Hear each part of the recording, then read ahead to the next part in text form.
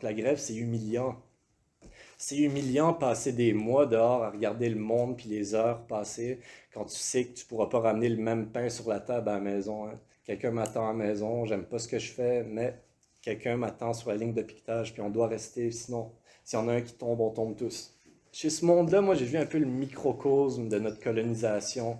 Tu sais, on se pense tout le temps plus responsable que le maître, plus blanc que le maître, puis on veut toujours être nous, non, on se battra pas avec tous nos moyens, mais l'autre bord, ils n'hésitent pas, puis ils sont rentrés dedans, puis ils ont les mêmes moyens qu'ils l'avaient à l'époque. On travaillait dans l'hôtellerie, puis on faisait grève dans l'hôtel, puis on criait, ça dérangeait les touristes. Non, les conseillers aujourd'hui, ils disent qu'on est civilisés, puis qu'on fait plus ça. Fait que, on a attaché les bras de ces gens-là, puis on leur a dit, allez vous battre contre Hilton, monopole mondial, hein? Bonne chance. T'sais, on parle souvent des grèves aussi comme si c'était deux groupes qui faisaient une partie d'échecs puis c'était impersonnel. Mais moi, j'ai vu l'humiliation sur le visage de ces gens-là. Tu sais, du monde, tu limites autant pour aller se battre contre un monopole de même. Et les groupes qui vont à côté des grévistes, qui leur donnent un journal, qui prennent une photo puis qui s'en vont, ils m'énervent tellement. Ils romantisent la grève, alors que la grève, c'est humiliant. Tu as des gars prêts à faire du sabotage, à payer de leur peau. S'il se fait pogner, il y a des dettes jusqu'à la fin de sa vie, le gars. Puis c'est fini, il est renvoyé. Ça nous a beaucoup, beaucoup marqué. Puis on veut, dans notre militantisme, on essaie le plus possible de jamais oublier ça. Pour qui on le fait. Pas pour des réseaux d'entre-soi, on le fait pour ce monde-là. Qui dit nationaliste parle aussi de question nationale. Et c'est le sujet de pourquoi on a décidé, le FIN puis étudiants socialistes de faire un panel, c'est de parler de la question nationale aujourd'hui.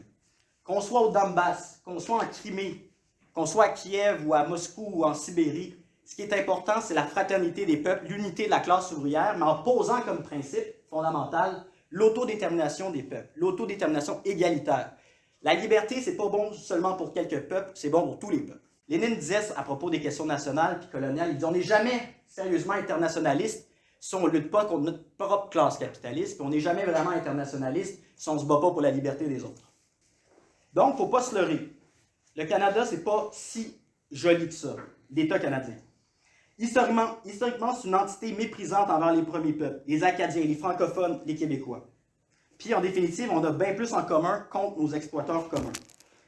Tomber dans l'opposition facile d'opposer franco-anglo, ça sert quoi en définitive? Ça sert le discours fédéraliste qui adore bâcher sur le Québec puis nous peinturer comme des racistes. Il ne faut pas leur donner cet argument supplémentaire que, dans le fond, nous, notre lutte serait une lutte purement et uniquement linguistique. Camarades, si on se réfère aux patriotes, il y a bien un exemple dans notre histoire où il y a eu des francophones et des anglophones qui ont lutté dans une cause commune, ben, c'est bien les patriotes de 1837.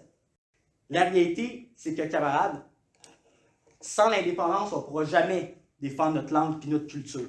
La pire chose qu'on pourrait faire, ça serait de s'en remettre aussi au gouvernement fédéral. Puis qu'est-ce que le fédéral a trouvé pour sauver notre culture? S'asseoir avec Netflix. Ce qu'il faut, c'est organiser notre camp autour d'un programme justement de rupture, un programme de rupture socialiste, indépendantiste et républicain.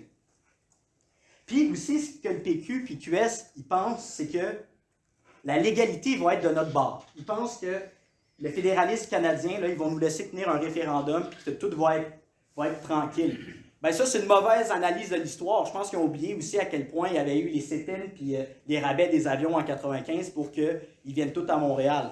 Puis qu'il y avait eu des magouilles aussi. Il ne faut pas oublier ça. Puis demandons aux Catalans, en 2018, ils ont dû s'organiser par la base pour avoir une tenue de référendum qui était déjà condamnée par l'État central fédéral. Puis qu'est-ce qu'a fait l'État espagnol? Bien, il a envoyé sa police, voler les bulletins, puis taper sur le peuple. Il faut s'attendre à ça. C'est ça qui va arriver si on décide de déclencher l'indépendance. Puis il va falloir qu'on riposte et qu'on s'organise. Ne laissons pas les autres écrire notre histoire. Organisons-nous sur nos propres bases avec nos propres moyens. Et c'est comme ça qu'on va pouvoir aller chercher des gains. Et la seule façon d'inscrire nos gains, nos victoires, c'est dans une république libre du Québec. Sur ce, camarades, nous vaincrons.